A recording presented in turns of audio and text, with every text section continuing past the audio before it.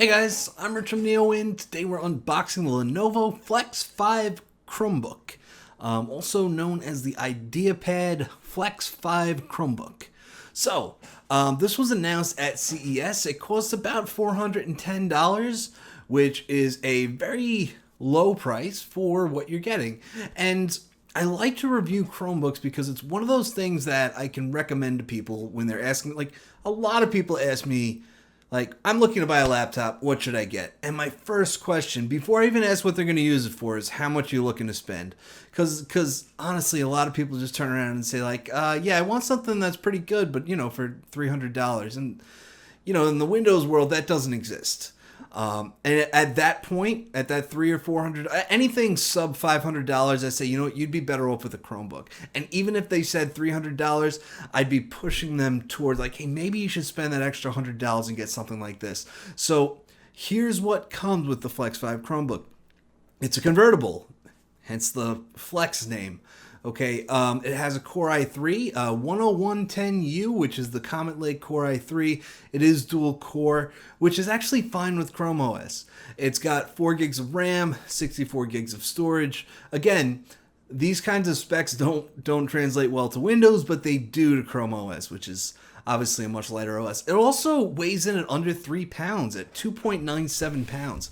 That's really impressive. Again, for the price, these are things that don't exist or are more rare in the market. So let's get this open. Now, if you followed my Chromebook Duet unboxing, there are some new features that also exist on this, because these were actually announced at the same time at CES. Those are the 2 Chromebooks that Lenovo announced at CES.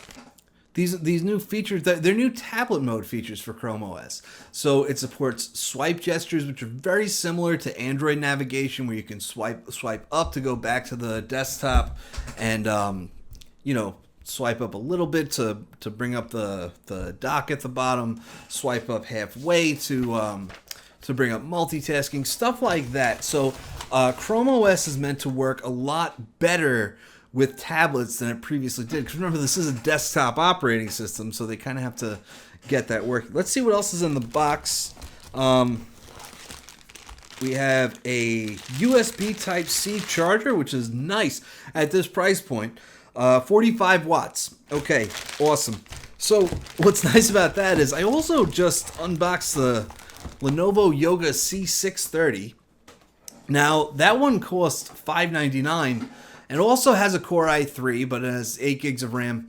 But the thing is, that uses a barrel charger, and it's really annoying because you can't even charge to the USB Type-C port. So for just over $400, this one has USB Type-C charging, which is really important. Honestly, not having USB Type-C charging is a deal breaker to me, so that's awesome.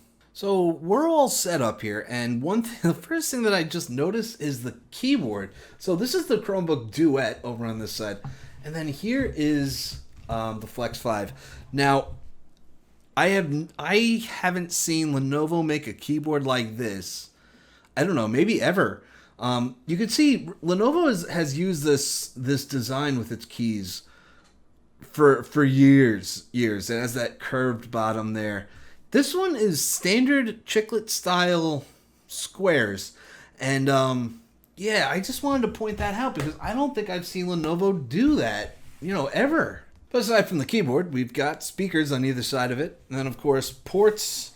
We've got USB 3.1 Gen 1 Type A and Type C, 3.5 millimeter audio jack, a micro SD slot. Over here, got another USB 3.1 Gen 1 Type C port, a volume rocker, and a power button. Volume rocker is always nice on a convertible because, we can just fold the screen back like this, and we can see that, by the way, it did just switch to it. It maximized the app that I was in, and it switched to a tablet orientation, so we can swipe up and we can go right back to the home screen. But yeah, when you're in tablet mode, having that physical volume rocker is always nice. You can see there's a little indicator on top that there's a privacy guard in there. And then, of course, we can just flip that. That'll close the privacy guard. It's nice on a PC that does not have facial recognition. to have a privacy guard. You don't have to put any tape over it or anything. If it does have facial recognition, that makes it a pain because then it blocks the facial recognition and sometimes you forget it's closed. But I digress. So, yeah, like I said, we have these swipe gestures where obviously you get a tutorial as soon as you set it up. And if I just swipe up a little bit, I get the dock down there. If I swipe up and hold, it brings me to multitasking right here.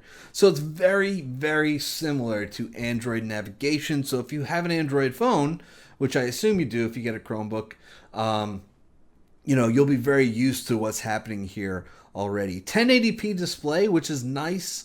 Again, at this price point, it's 250 nit, so you might not end up wanting to use it outdoors very much because it's not going to get very bright. But yeah, it is 1080p though, and it's going to have a nice viewing angle. So it is a solid device that we have here. I am still shocked about that keyboard. It's fairly thin. This is Ultrabook quality stuff, but obviously not Ultrabook specs because it only has 64 gigs of storage, eMMC storage too, by the way, and of course 4 gigs of RAM. So yeah, with this you get all of Chrome OS. You get Google Assistant. That means Android apps, Linux apps. So Google Assistant, by the way, is new, and the tablet mode is new. So this PC does also have pen support. The pen is not included in the box though. That's kind of what you get at $409.99.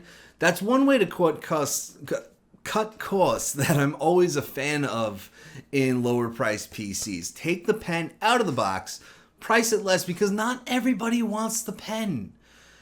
If you turn this into a tablet and you just tap it and you don't want the pen, that's fine. Why are you going to pay for a pen if you're not going to use it? That way you could get the lower price, and then, maybe $410 is your budget. You want the pen, but you can't get it right now. So maybe you get it later on. There are also cheaper third-party pens that you could get. And so there's a lot of pen alternatives that you can bring that price down and still, offer that pen support. So that's pretty cool. And that's about it. The key things you need to know: Core i3-10110U, which is a 15-watt dual-core processor with 4 threads, 4 gigs of RAM, 64 gigs of eMMC storage, and full HD 13.3-inch display. So put Chrome OS on there, and you pretty much know what you're getting here. The interesting thing to me is still the keyboard, because I love Lenovo keyboards. So I don't know how I feel about them changing it. So we'll see how that goes. I'll have a review on this in a couple weeks, so stay tuned. I'm Rich from NeoWin. Have a great night.